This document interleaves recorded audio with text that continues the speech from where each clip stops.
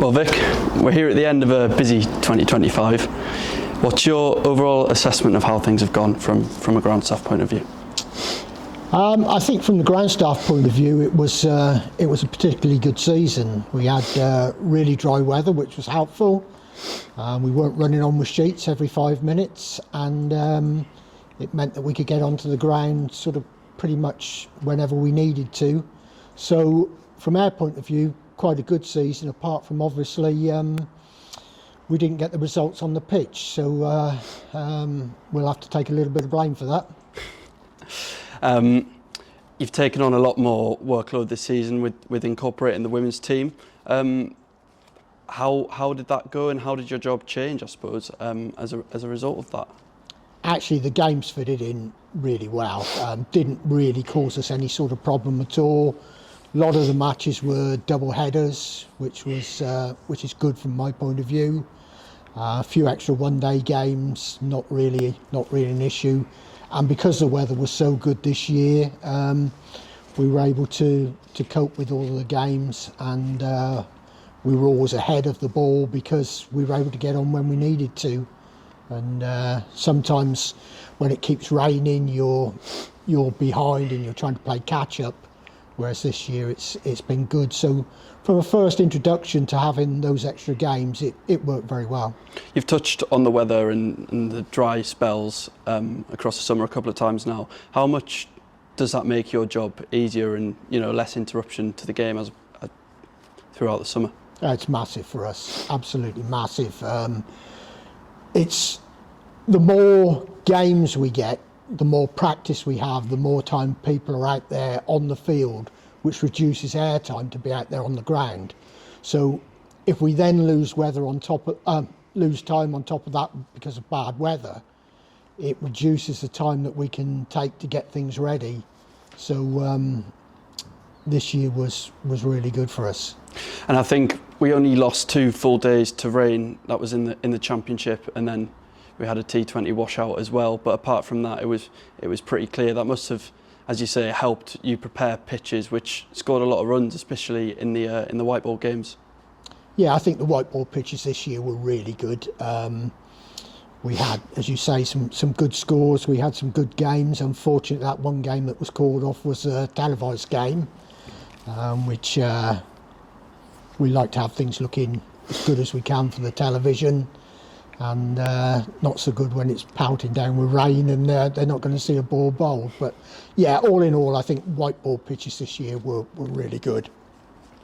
And another 2 successful international fixtures this year as well, with West Indies men's side and India women's side. You must be so proud to see your pitches, being played out on the telly and to much success. Yeah, it's always good to have the national side here, people watching. We've been lucky, we've had some decent pitches and the feedback's been good.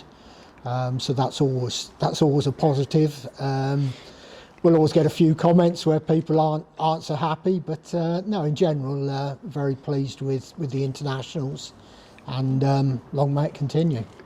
And you've had a couple of new members of staff in your team across the summer. We've had Harry over from Perth in Western Australia, and more local lad Ollie from Hartlepool Cricket Club. Just a word on their contributions over the season and how they fitted into the team. Yeah, it's the first time we've had seasonal staff, which is something that I personally have been longing for a few years. But it's very difficult to find people who are prepared to only work for 6 months.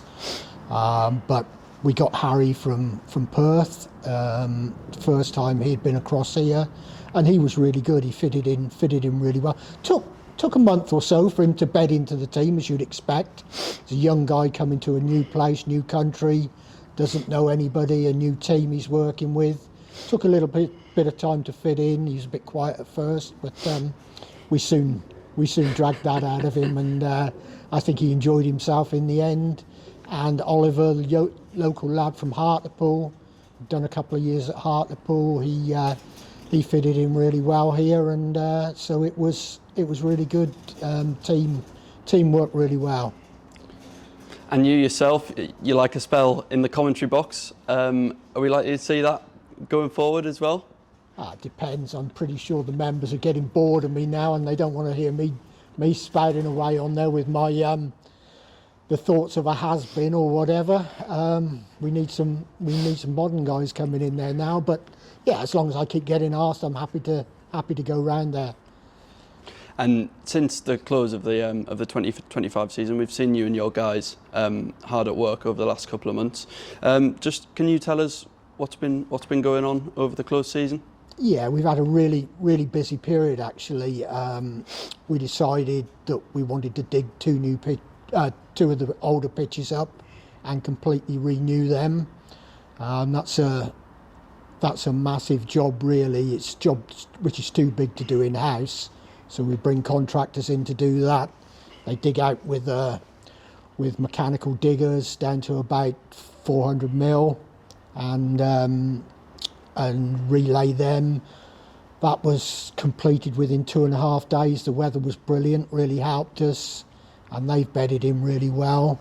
And then we've done a big job on the outfield as well, where we've taken what we call cores, which are like cigar-shaped pieces out of the ground across the entire outfield.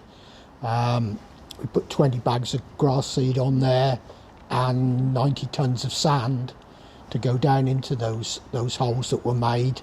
And hopefully the aim there is that if we do get rain next season, that it percolates through really quickly and we don't lose much time to the weather.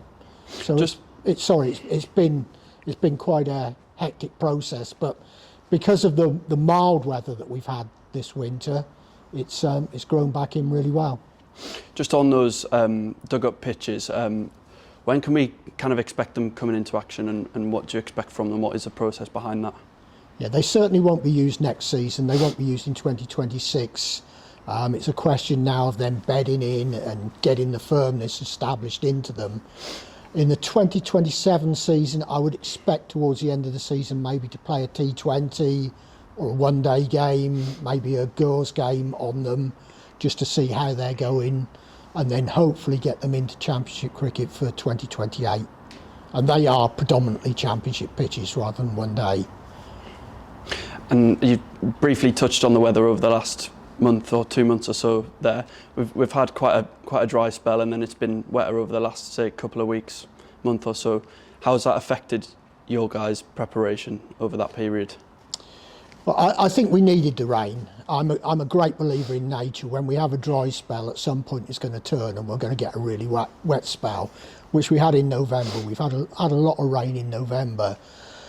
The downside for me is that means that there's not a great deal that our guys can do, because if you get out there on the wet ground, all you're going to do is damage. So we've been sweeping the shed, we've been greasing the machines, we've been washing everything down, but there's only so many times you could do that.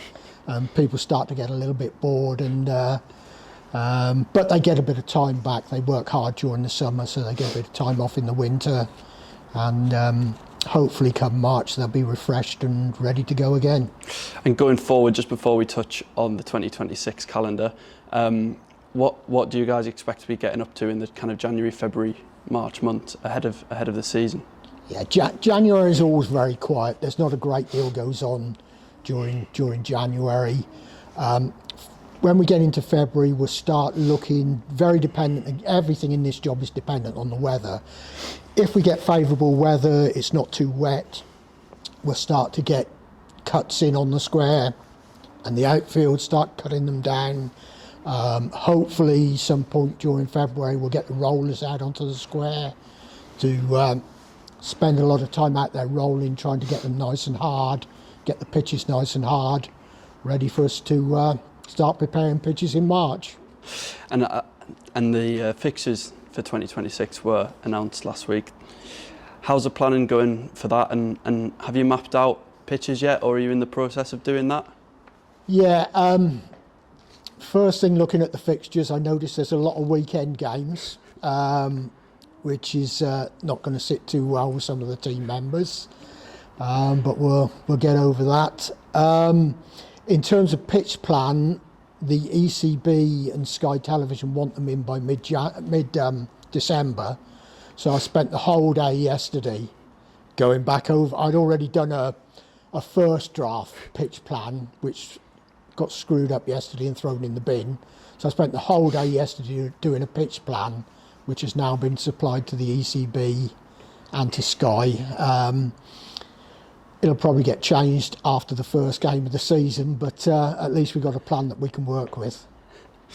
And finally, we've got 3 international fixtures next summer in Chester Street with we've got New Zealand, India and Sri Lanka coming alongside England women and men's side. You must be looking forward to once again hosting more international cricket at the Riverside. Yeah, I always enjoy the big days here. It's always a bit of a challenge. Get the crowds in, get the television in. Hopefully the weather's good and we can sell a bit of beer and make some money out of the games. But above all, we just hope that they're really good games and people that come have a good time.